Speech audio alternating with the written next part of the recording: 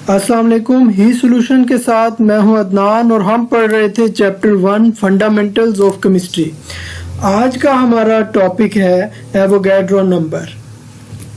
Avogadro number किसे कहते हैं, इसकी ज़रूरत क्यों पेश आई? केमिस्ट्री में हमें सब्सटेंसेस को डील करना पड़ता है जो एटम्स भी हो सकते हैं, मॉलिक्यूल्स भी हो सकते हैं और फार्मूला यूनिट्स भी हो सकते हैं।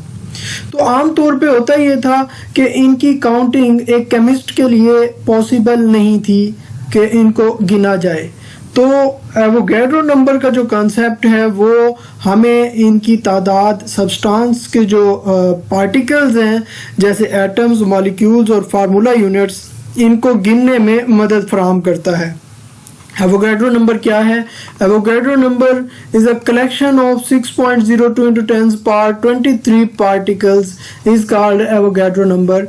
इस नंबर को हम, इतने नंबर ऑफ पार्टिकल्स होंगे तो उसको हम एवोगैड्रो नंबर कहते हैं। इसको एन ए सिंबल से जाहिर करते हैं, N with subscript A. N और ए इसमें दोनों कैपिटल लेटर से शो होते हैं, जबकि यहाँ ए जो है वो इससे थोड़ा सा नीचे लोअर डाउन करके लिखा जाता है, एज अ सबस्क्रिप्ट इसको लिखा जाता है। तो क्या होता है एवोगैड्रो नंबर, इसको थोड़ा सा और समझने की कोशिश करते हैं कि 6.02 into 10 power 23 number of atoms, molecules or formula units is called Avogadro number, that is equivalent to 1 mole of respective substance। इतने नंबर, ये जो एवोगैड्रो नंबर है 6.02 into 10 power 23, इतने एटम्स हों, इतने मॉलिक्यूल्स हों या इतने फार्मूला यूनिट्स हों, किसी भी एलिमेंट में, किसी भी एलिमेंट के एटम्स की तादाद इतनी हो, किसी भी मॉलिक्यूलर कंपाउंड की के अंदर मॉलिक्यूल्स की तादाद इतनी हो, या किसी भी आयनिक कंपाउंड के फार्मूला यूनिट्स की तादाद अगर इतनी हो 6.02 into 10 power 23, तो उसे हम एवोगैड्रो नंबर कहते हैं।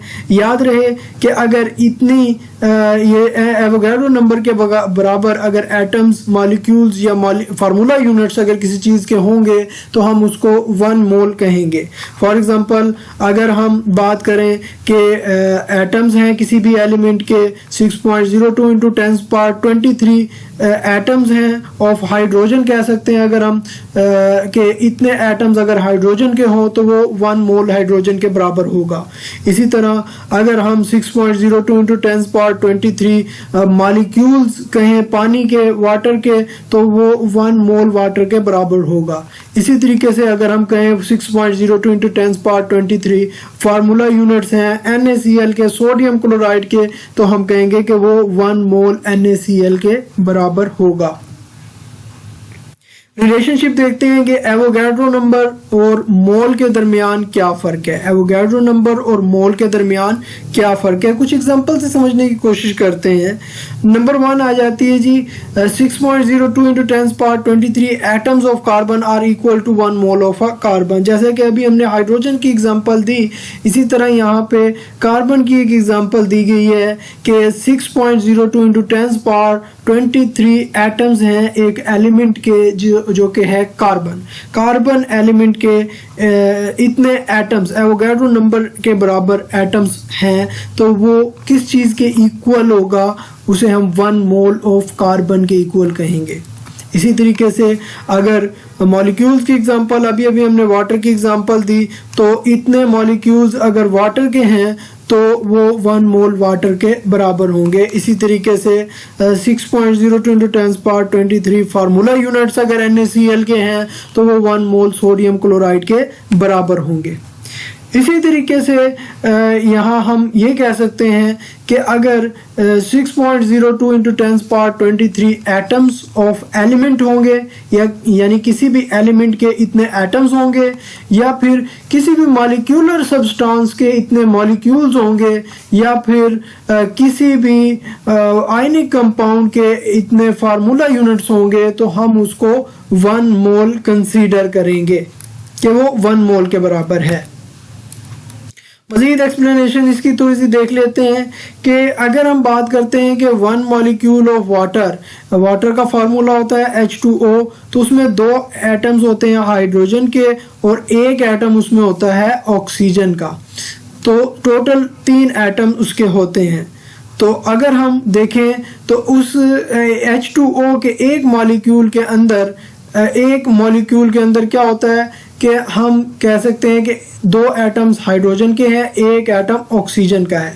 लेकिन अगर हम 1 मोल वाटर की बात करें, पहले अपने मॉलिक्यूल की बात की कि 2 और 1 3 एटम मौजूद हैं, जब हम 1 मोल वाटर की बात करेंगे, 1 मोल वाटर की बात करेंगे, तो हम क्या करेंगे कि उसमें मौजूद हाइड्रोजन एटम कितने हैं, तो एक मॉलिक्यूल में हाइड्रोजन एटम की तादाद 2 है, तो 1 मोल में कितनी होगी, तो 2 को मल्टीप्लाई कर देंगे एवोगैड्रो नंबर से, तो वो हमारे पास आ जाएगी 1 मोल वाटर के अंदर हाइड्रोजन एटम्स की कुल तादाद।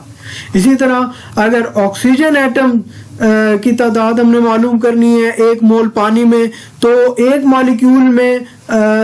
पानी के 1 मॉलिक्यूल में ऑक्सीजन एटम की तादाद 1 होती है, जबकि 1 मोल के लिए हम 1 से मल्टीप्लाई कर देंगे एवोगैड्रो नंबर के बराबर एटम्स ऑफ ऑक्सीजन को, तो वो आएगा 6.02 × 10⁻23।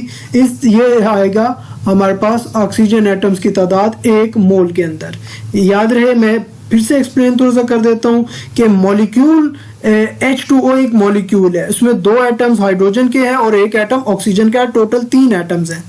लेकिन अगर 1 मोल वाटर की बात करें तो 1 मोल के अंदर 6.02 × 10⁻23 वाटर मॉलिक्यूल्स होते हैं। अगर बात यह की जाए कि उस 1 मोल वाटर के अंदर जो कि वाटर मॉलिक्यूल्स की तादाद 6.02 × 10⁻23 है, इसमें अगर 1 मोल के अंदर अगर सिर्फ हाइड्रोजन एटम की तादाद बताएं तो हम एक मॉलिक्यूल के अंदर हाइड्रोजन एटम की तादाद को मल्टीप्लाई कर देंगे एवोगैड्रो नंबर यानी 1 मोल के अंदर उसके एटम्स की तादाद से, तो इस तरह हमारे पास आ जाएगी हाइड्रोजन एटम की तादाद।